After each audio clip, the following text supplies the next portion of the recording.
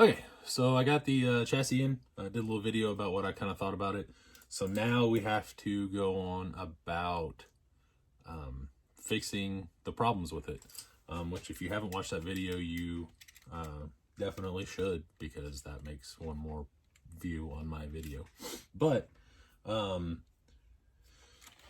everything's real wide and it never tapers back in because they never bent it. So these are all just straight rails. So I'm going to fix that.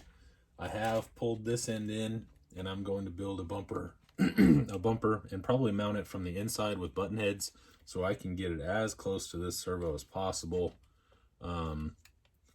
without causing any binding, which will free up the shocks a little bit because that puts a little bit of gap between them. So I'm thinking maybe if I can build a stock style, well, a stock width SCX10 bumper, because this does have basically all the SCX10 holes in it to mount all that stuff. So I'm gonna go that route. Hopefully we can get this all figured out and everything. I don't even know where this is supposed to go. I didn't really look at the instructions, I'm not gonna lie about it, but this has like some sort of, it's got little L brackets that go, I don't know. With my risers, these probably are gonna be basically useless, these little braces, so I'm gonna have to use them for something else. I may use them for like because I like to put, I want to put some sliders out and then build a little bed cage. So I may, I don't know, I may be able to use these somehow. That can come out. Who knows? I don't know. I know I'm probably not going to use this. It's really cool, but it's also very heavy. So right now, I still kind of need the body to really figure out where everything is going to go, because obviously the front's going to come up, and then at some point in time there's a cab, which the cab will probably start, if I had to guess, right at the back of the shock towers, which would be the window. And I don't really want to put this in the window because I'd like to put some sort of interior in it, but I don't know if I can build a dash and get this tilted to where the upper links won't hit it, because it basically have to be like right there, and that is really high. I really want to use that transfer case because I bought it specifically for a project, and now I don't know if I'm going to be able to use it. I'm not 100% sure yet. I definitely like the thought of using it, but this axial is just so, it's not even bulky, especially by old people feel. I mean, I guess I could put it here. I could do something like that, but I don't know how I would cover. That'd be a really large center console, that's for sure. I'm not opposed to doing anything really. I just want, I don't know, I kind of want one of those lay down style transmission, kind of like a TRX4 or something, but I don't really want to use a TRX4 transmission because I already have this axial stuff and I already have the transfer case. And the smart person in me is telling me not to design a whole truck around just using a transfer case, because that seems silly. But I'll probably do that. So I don't know, but we'll see.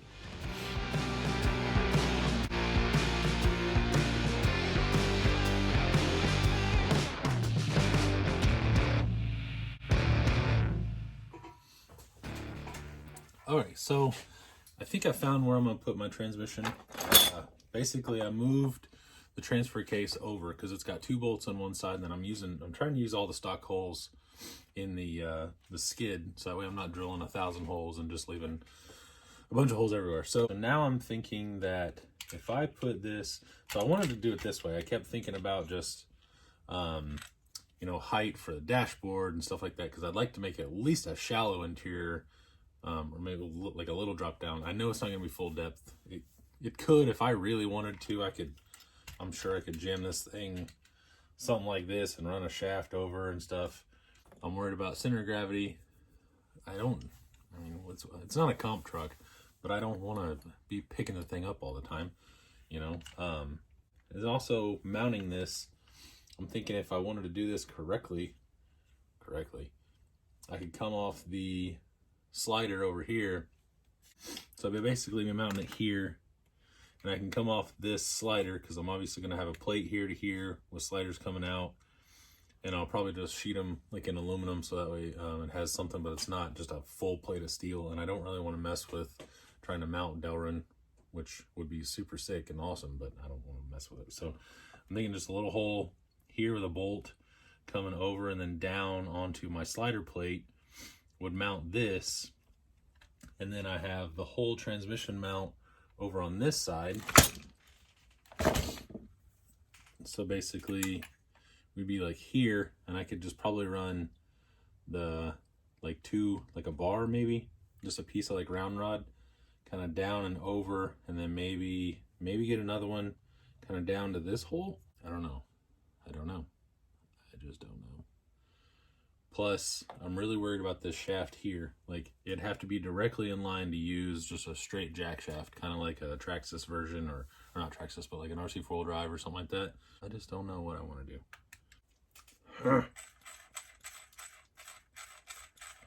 I do like this though. I do like a little more of that. That's pretty rad. I'm just gonna have to start making some stuff, just tacking things together and just whipping out like a little rough mount and then making it work and then rebuilding something that's a little nicer, or, you know, fully welding and everything. So I don't know. I got a baby appointment to go to, and I'm gonna have to stop for a little bit, and that's enough for this video anyway. We'll come back and see what we can do, start moving stuff around probably later tonight, and I'll make some more stuff for another video for you, and I'm gonna keep trying to make them coming, or keep them coming, and hopefully you guys are enjoying it. My views are going up, so maybe. So all right, man, you guys be careful.